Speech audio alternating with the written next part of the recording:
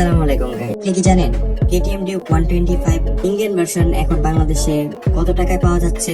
এই premium sport বাইকটি তার পারফরমেন্স এবং স্টাইল দিয়ে রাইডারদের মন জয় করে নিচ্ছিল, কিন্তু এর মাত্রাতিরিক্ত দাম এর কাস্টমার বেসকে খুবই ছোট করে রেখেছে। কিন্তু বর্তমানে এই দামটা হাতের নাগালে আসা শুরু করেছে। KTM শুধু এখানেই থেমে নেই, KTM তার আরো কিছু এক্সাইটিং মডেল লঞ্চ করার প্রস্তুতি নিচ্ছে। এই ভিডিওতে আমরা জানবো KTM Duke 125 এর সম্পূর্ণ স্পেসিফিকেশন এবং পারফরমেন্স, এর সুবিধা ও অসুবিধা। সো ভিডিওটি শেষ পর্যন্ত দেখুন, কারণ আমরা এমন তথ্য শেয়ার করব যা আপনাকে সঠিক সিদ্ধান্ত নিতে সাহায্য করবে। KTM Duke 125cc তার ক্লাসে অন্যতম সেরা পারফর্মার। এটি 125cc বলে একে ছোট করে দেখবেন না। এতে রয়েছে পাওয়ারফুল একটা ইঞ্জিন যা প্রচুর পারফরমেন্স ডেলিভার করতে পারে। এতে রয়েছে অ্যাগ্রেসিভ ডিজাইন যা দেখতে মোটেও 125cc ভাইব দেয় না। এতে রয়েছে এমন ফিচার যা অনেক 165cc বাইকেও থাকে না। প্রথমে আমরা কথা বলবো ইঞ্জিন এবং পারফরমেন্স নিয়ে।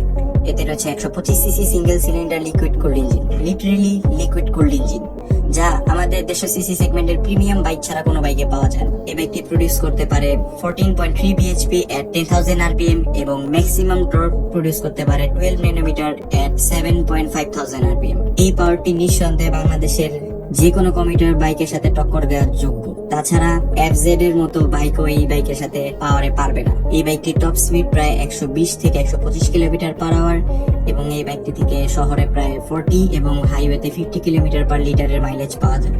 এখন কথা বলবো ডিজাইন এবং ফিচার্স নিয়ে। এর ডিজাইন খুবই অ্যাগ্রেসিভ এবং স্ট্রাইকিং, যা ইয়াং রাইডারদের জন্য খুবই আকর্ষণীয়। এতে রয়েছে ডুয়াল চ্যানেল ABS যা ব্রেকিং এ আরো সেফ করে তোলে। আর তাছাড়া KTM এর ব্রেকিং পুরো ওয়ার্ল্ড ওয়াইড নাম করা। এর সিট হাইট হচ্ছে 822 মিলিমিটার, এর ওয়েট হচ্ছে 148 কেজি, যা হ্যান্ডেলিং করা খুবই সহজ। হ্যাঁ, 125cc হিসেবে এটা একটু বেশি মনে হতে পারে, বাট এর ওয়েট ডিস্ট্রিবিউশনটা খুবই ভালো, যার কারণে এটা হেভি ওয়েট ফিলই হয় না। তাছাড়া এর পাওয়ার টু ওয়েট রেশিও খুবই ভালো।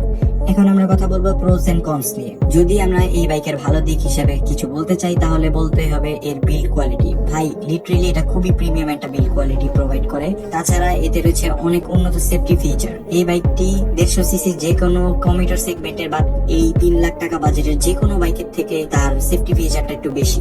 তাছাড়া এটির রিসেল ভ্যালু মোটামুটি স্ট্রং এবং 125cc ইঞ্জিন হওয়া সত্ত্বেও এটি লিটারেলি খুব পাওয়ারফুল পারফরমেন্স ডেলিভার করতে পারে। এই বাইকটির খারাপ দিক হিসেবে যদি কিছু বলতে চাই তাহলে সর্বপ্রথম আসে এটির দাম তুলনামূলক একটু বেশি। যে কোনো 125cc বাইকের থেকে এই বাইকের দাম ডাবল। তাছাড়া সার্ভিস সেন্টারের সীমাবদ্ধতা তো রয়েছে। এই বাইকটির মেইনটেনেন্স কস্ট এবং পার্টসের অ্যাভেলেবিলিটি নিয়েও একটু প্যারা খেতে হতে পারে। ওকে, ফাইনালি এখন আমরা কথা বলবো এই বাইকের প্রাইস নিয়ে।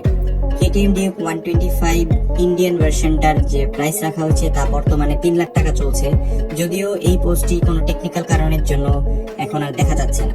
বাট আমি KTM অফিসিয়ালের সাথে কথা বলেছি এবং তারা রিপ্লাইয়ে বলেছে যে Duke 125 এখন 3 লাখ টাকায় পাওয়া যাচ্ছে।